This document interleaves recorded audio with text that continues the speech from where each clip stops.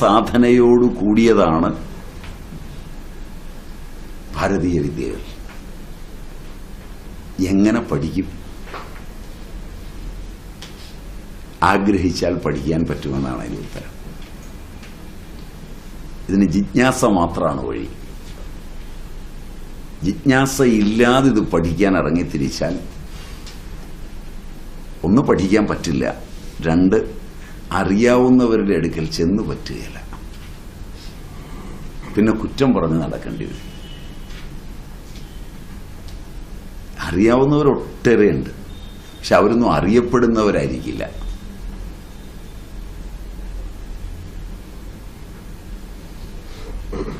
അറിയപ്പെടുന്നവരുടെ അടുക്കൽ ചെന്ന് പെട്ടാൽ നിങ്ങളുടെ വീട്ടിലുള്ള സാധനങ്ങളൊക്കെ മാത്രമേ കിട്ടുള്ളൂ. സെക്സും സ്റ്റണ്ടും ബഹളവും ഒക്കെ തന്നെയാണ് അവിടെ കിട്ടുക. അതൊന്നും മാറ്റം വരില്ല. കുറെ കഴിയുമ്പോൾ നിങ്ങളും അതിൽ പെട്ടതായതുകൊണ്ട് അതിന്റെ കൂടെ ഓടുക മാത്രമേ ചെയ്യാൻ പറ്റുള്ളൂ, അല്ല ഒന്നും ചെയ്യാൻ പറ്റില്ല. അതതിന്റെ തെറ്റല്ല, നിങ്ങളുടെ തെറ്റല്ല, ജിജ്ഞാസയുടെ കുറവാണ്. അതിനെയൊക്കെ കുറ്റം പറഞ്ഞാൽ കുറെ കഴിയുമ്പോൾ നിങ്ങൾ അതായിത്തീരും. സ്വീകരിച്ചാൽ നിങ്ങൾ ഇപ്പോഴേ അതാണ്. അതുകൊണ്ട് ഇത് രണ്ടും അതിന് പര്യാപ്തമല്ല. സ്വച്ഛന്തതയെ ആഗ്രഹിക്കുക, ജിജ്ഞാസ ഉണ്ടാവുക, എളുപ്പത്തിൽ പഠിക്കാം. ഒറ്റ വാക്കിൽ പറഞ്ഞാൽ ഇത്രയാണ് എനിക്ക് കോറായി പറയാനുള്ളത്. 1 മണിക്കൂറായിട്ടുണ്ടാവുമെന്നാണ് എൻ്റെ ധാരണ. Am I right? 1 മണിക്കൂറായിട്ടുണ്ടാവുമെന്ന. ഇനി നിങ്ങൾക്ക് ഞാൻ പറഞ്ഞതിനെ ആസ്പദമാക്കി ചോദിക്കാനുണ്ടാവുമെന്നാണ് എൻ്റെ ധാരണ. നിങ്ങൾ അങ്ങനെയാണോ ഇത് അറേഞ്ച് ചെയ്തിരിക്കുന്നതെന്ന് എനിക്കറിയില്ല. നിങ്ങൾ എങ്ങനെയാണ് ഇത് അറേഞ്ച് ചെയ്തിരിക്കുന്നതെന്ന് എന്നോട് പറഞ്ഞിട്ടില്ല. അതുകൊണ്ട് എന്നെ വിളിച്ചു, സ്വാമിജി ഇതേപ്പറ്റി പറയണമെന്ന് പറഞ്ഞു. ഞാൻ വരാമെന്ന് സമ്മതിച്ചു. സ്വാഗത പ്രസംഗത്തിലോ അല്ലെ മറ്റു സമയത്തോ ഇതിന്റെ ചിട്ടയെ പറ്റിയൊന്നും പറഞ്ഞു കേട്ടുമില്ല. സ്വാമിജി നിങ്ങളോട് സംസാരിക്കുമെന്ന് പറഞ്ഞു. സനാതനധർമ്മം അതിന്റെ കോറിലാണ്.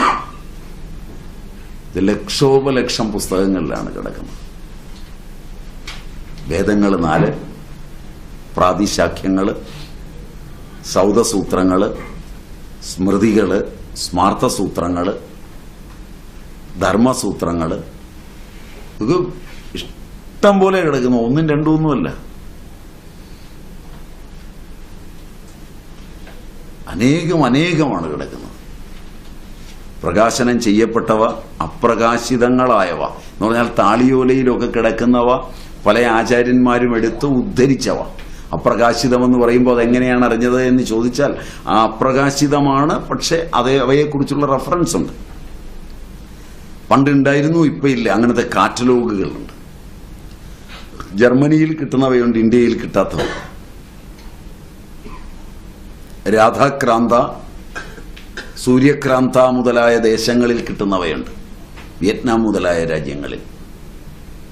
ഇന്ത്യയിലെ പല സ്ഥലങ്ങളിലും കിട്ടാത്തവയുണ്ട്. അതുകൊണ്ട് ഇത് ഏതൊക്കെ രാജ്യത്ത് വരെ വ്യാപിച്ചു കിടന്നിരുന്നു, എവിടെയൊക്കെ ഉണ്ട്, അങ്ങനെയുള്ള ഗ്രന്ഥങ്ങൾ വളരെ. പിന്നെ ഇതിഹാസങ്ങൾ, രാമായണവും മഹാഭാരതവും, 18 പുരാണങ്ങൾ, ഉപപുരാണങ്ങൾ, വേദങ്ങളും ഉപവേദങ്ങളും. അതുകൂടാതെ ഉപവേദങ്ങളായ ആയുർവേദം, ധനുർവേദം, ഗന്ധർവവേദം, സ്തപത്യവേദം, അതുകൂടാതെ ആയുർവേദ സംഹിതകൾ, സുശ്രുതന്റെ, ചരകന്റെ, ഹാരിതന്റെ, നിമിയുടെ ഒക്കെയായിട്ടുള്ള സംഹിതകൾ. അത് വളരെ വിപുലമായി എല്ലാ ശാഖയിലും.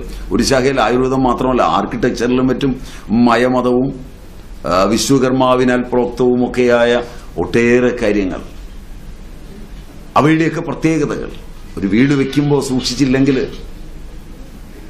അത് മതിയാവും നിങ്ങളുടെ ജന്മം കളയാൻ. സാക്ഷാൽ ശ്രീകൃഷ്ണൻ അഗ്നിയിൽ നിന്ന് രക്ഷിച്ച മയനെ കൊണ്ടുണ്ടാക്കിയ കൊട്ടാരത്തിലാണ് പാണ്ഡവന്മാർ ജീവിച്ചത്. ആ കൊട്ടാരമാണ് മഹാഭാരത യുദ്ധത്തിന് കാരണം. കാരണം അതിൽ രാജസൂയം നടക്കുമ്പോൾ സ്ഥലജല വിഭ്രാന്തി ഉണ്ടാക്കുന്ന ഭാഗത്തുകൂടി നടന്നു വരുന്ന ദുര്യോധനൻ സ്ഥലമാണെന്നോർത്ത് മുണ്ടുപൊക്കി പിടിക്കുമ്പോൾ, ജലമാണെന്നോർത്ത് ജലമാണെന്നോർത്ത് മുണ്ട് പൊക്കി പിടിക്കുമ്പോൾ ജലമില്ലാത്തിടവും, സ്ഥലമാണെന്നോർത്ത് മുണ്ട് പൊക്കാതെ വരുമ്പോൾ കഴുത്തറ്റം വെള്ളത്തിലും വീഴുമ്പോൾ മുകളിൽ നിന്ന് ചിരിച്ച പാഞ്ചാലിയുടെ ചിരിയിൽ നിന്നാണ് വസ്ത്രാക്ഷേപം തുടങ്ങിയ മുഴുവൻ കർമ്മങ്ങളും ഉണ്ടാകുന്നത്. വീട് വെക്കുമ്പോൾ സൂക്ഷിച്ചു കൊള്ളുവാനുള്ളൊരു ഓർമ്മിപ്പിക്കലും കൂടിയാണ്. അന്യർക്ക് അസൂയ വരുമാറ് നിങ്ങൾ പെയിന്റ് അടിക്കുമ്പോൾ, അന്യർക്ക് അസൂയ വരുമാറ് നിങ്ങൾ വീട് വയ്ക്കുമ്പോൾ, അന്യർക്ക് അസൂയ വരുമാറ് അതിനകത്തുള്ള സാധനങ്ങൾ വാങ്ങിയിടുമ്പോൾ, നിങ്ങൾക്ക് ആവശ്യമില്ലാത്ത ഈ സാധനങ്ങളെല്ലാം ഉണ്ടാക്കുന്ന അസൂയയിൽ നിന്ന് നിങ്ങളുടെയും നിങ്ങളുടെ കുട്ടികളുടെയും ജീവിതം എങ്ങനെയെല്ലാം നരകയാതനയുള്ളതാക്കി തീർക്കും നിങ്ങളുടെ ബന്ധുജനങ്ങളെന്ന്, അതും സ്വന്തക്കാരെന്ന് വളരെ കൃത്യമായി പഠിപ്പിക്കുകയാണ് ഇതിഹാസം ചെയ്യുന്നത്. ഇതിഹാസകാരൻ ചില്ലറയൊന്നുമല്ല എഴുതി വെച്ചിരിക്കുന്നത്. അതിന്റെ ഐതിഹാസിക തലങ്ങളിലൂടെ കടന്നു പോകുമ്പോൾ വളരെ വലിയ അറിവാണ്, ചെറിയ അറിവല്ല. ഞാനതിൽ ഒരു അംശം മാത്രമാണ് ചൂണ്ടിക്കാണിച്ചത്. വളരെ വിപുലമാണ്. 1,25,000 ശ്ലോകങ്ങളുള്ള മഹാഭാരതം, 56,000 ശ്ലോകങ്ങൾ, 34,000 ശ്ലോകങ്ങൾ യോഗവാസിഷ്ടവും 22,000 ശ്ലോകങ്ങൾ രാമായണവും ഉൾക്കൊള്ളുന്ന അതിബൃഹത്തായ അതിലെ യോഗവാസിഷ്ടം എന്ന് പറയുന്നത് മനുഷ്യ മനസ്സിന്റെ ഉള്ളറകളിലേക്ക് കടന്നു ചെല്ലുന്നത് ജാഗ്രതും സ്വപ്നവും സുഷുപ്തിയും മാത്രമല്ല, ജാഗ്രത് സ്വപ്നവും സ്വപ്ന ജാഗ്രതും ബീജജാഗ്രതും ഒക്കെ അടക്കമാണ്. അതിലൂടെ കടന്നു പോകുന്നത് മനസ്സിന്റെ ഉള്ളറ രഹസ്യങ്ങൾ അടങ്ങുന്ന ശുഭേച്ഛ, സുവിചാരണ, തനുമാനസ, സത്വാപത്തി, അസംസകൃതി, പദാർത്ഥ അഭാവനി, തുര്യക മുതലായ തലങ്ങളിലൂടെയാണ്. അങ്ങനെയുള്ള യോഗവാസിഷ്ടാദി ഗ്രന്ഥങ്ങൾ,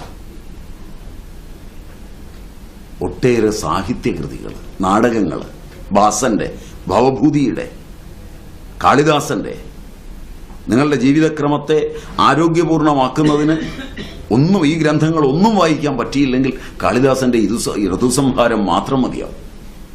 6 ഋതുക്കളെയും ആ സമയത്ത് കഴിക്കേണ്ട ആഹാരത്തെയും ആ സമയത്ത് സൂക്ഷിക്കേണ്ട പ്രത്യേകതയെയും ഒക്കെ വർണ്ണിക്കുന്ന കാളിദാസൻ ആരോഗ്യത്തിന് ചെയ്തിരിക്കുന്ന സംഭാവനകൾ ഒരു കൃതിയിലൂടെ അത്ര വിപുലമാണ് ഇതിന്റെ ശാഖ. ഇതൊക്കെ ഒരു ജന്മം കൊണ്ടൊന്നും പഠിക്കാൻ പറ്റില്ല. പൂർവ്വജന്മത്തിന്റെ ഓർമ്മകളും ഒരു ജന്മത്തെ വായനകളും ഒരു ജന്മത്തിൽ ഇതിൽ കുറെ പഠിച്ചതിന്റെ ഓർമ്മകളും ഒക്കെ വെച്ചുകൊണ്ട് ഇതിന്റെ ഒരു സ്ഥിതിവിവരക്കണക്കൊക്കെ കിട്ടിയാൽ ഇങ്ങനെ വിളിച്ചു പറയാം. അതിന്റെ ഉള്ളറ രഹസ്യങ്ങളിലേക്ക് കടന്നു പോവുകയും പഠിക്കുകയും ചെയ്യുമ്പോഴാണ് നമുക്കിതിന്റെ കാര്യങ്ങൾ മനസ്സിലാകുക. അതിന് നിങ്ങൾക്ക് നല്ല ജിജ്ഞാസയുണ്ടെങ്കിൽ പഠിക്കാം. നിങ്ങൾ ചോദ്യം ചോദിക്കാത്തതുകൊണ്ടാണ് ഞാൻ ചോദ്യം ഉന്നയിച്ച് പറഞ്ഞത്. ഒരു കാലഘട്ടം വരെ വാമൊഴിയായിട്ട് മാത്രമാണ് ഈ വിദ്യ പകർന്നിരുന്നത്, പ്രത്യേകിച്ച് വേദങ്ങളും മറ്റും എന്നാണ് കേട്ടിരിക്കുന്നത്. അതെ, ഞാനും ആളുകളിൽ നിന്ന് കേട്ടിരിക്കുന്നത് അങ്ങനെയാണ്. പക്ഷെ എനിക്ക് തോന്നുന്നത് അങ്ങനെ അല്ലെന്നാണ്. കാരണം അതിലെ ജ്ഞാനം വെച്ച് നോക്കുമ്പോൾ വളരെ അഡ്വാൻസ്ഡ് ആണ്. അതുകൊണ്ടാണ് എന്റെ വിശ്വാസം അങ്ങനെ അല്ലെന്നാണ്. അതിന് കാരണം സരസ്വതി മഹൽ ലൈബ്രറിയിൽ മാത്രമെത്തി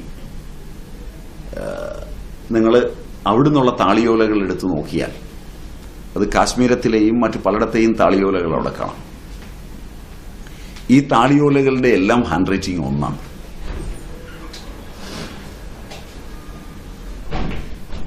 നിങ്ങളുടെ നാട്ടിൽ ഒട്ടേറെ ആയുർവേദ വൈദ്യന്മാരുടെ കയ്യിൽ ആയുർവേദത്തിന്റെ താളിയോലകളുണ്ട്. മിക്കവാറും എല്ലാ താളിയോലയുടെയും ഹാൻഡ് റൈറ്റിംഗ് ഒന്നാണ്.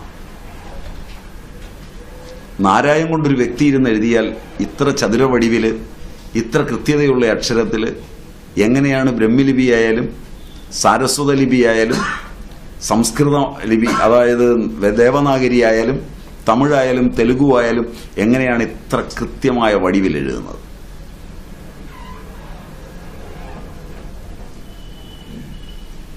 അതുകൊണ്ട് എനിക്ക് തോന്നുന്നത് ലേസർ ഉപയോഗിച്ച് ക്രൈവ് ചെയ്തതാണെന്ന്. ഇത്രയും അറിവിന് വിധേയരായ അവർക്ക് ഞാൻ അദ്ദേഹം ചോദിച്ചതാണ്, എഴുതപ്പെട്ടിരുന്നുവോ എന്നാണ് അദ്ദേഹത്തിന്റെ ചോദ്യം. എഴുതപ്പെട്ടിരുന്നു എന്ന് മാത്രമല്ല, ഏറ്റവും നൂതന സാങ്കേതിക വിദ്യ ഉപയോഗിച്ച് എഴുതപ്പെട്ടിരുന്നു എന്നാണ് ഞാൻ വിശ്വസിക്കുന്നത്. അല്ലെങ്കിൽ എങ്ങനെയാണ് ശുചീന്ദ്രത്തും മധുരയിലുമൊക്കെ താളം പിടിക്കുന്ന തൂണുകൾ ഉണ്ടാകുന്നത്? അതിന്റെ ആക്കുറസി കൈകൊണ്ട് കുത്തി ഉണ്ടാക്കിയെന്ന് വിശ്വസിക്കാനാവുമോ? ചെവിയിൽ നിന്നൊരു നൂലിട്ടാൽ മൂക്കിലൂടെ വരുന്ന വിധത്തിൽ ഒരു ശിലയെ പരിണമിപ്പിക്കുവാൻ എങ്ങനെയാണ് ഒരു തച്ചൻ കഴിയുന്നത്? എങ്ങനെയാണ് ബേലൂര് ചെല്ലുമ്പോൾ നിൽക്കുന്ന ഒരു സ്തൂപത്തിനടിയിലൂടെ നിങ്ങൾ നൂല് വലിക്കുന്നത്? നിങ്ങൾക്ക് കൺമുമ്പിൽ കാണാവുന്ന അനുഭവങ്ങളെ വിശ്വസിക്കാൻ പറ്റാതെ വരികയും